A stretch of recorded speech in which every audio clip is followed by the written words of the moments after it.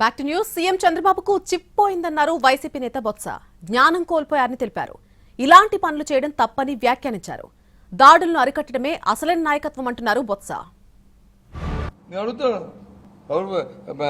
మా రమేష్ వచ్చి ఆ మంత్రికి వచ్చేది చిప్పోయింది, మంత్రికి కాదు చంద్రబాబు నాయుడికి చిప్పోయినట్టు ఉంది.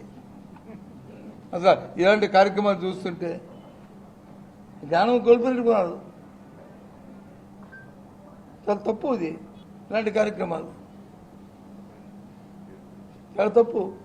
నువ్వు ఎప్పుడు చేయకూడదు ఇలాంటివి.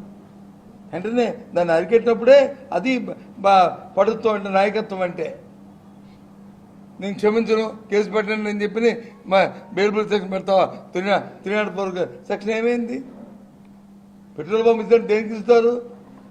దానివల్ల వచ్చే రియాక్షన్ ఏంటి? ఎవరికి ఏదైతే ప్రాణం పోవలసిందే కదా. అంటే మీ ఆలోచన ధోరణి ఏంటి? ఎవరు చెప్పమన్నాడు? ఎవరు చేయమన్నాడు? అసలు ఈ ప్రభుత్వానికి ఆలోచన ఉందా?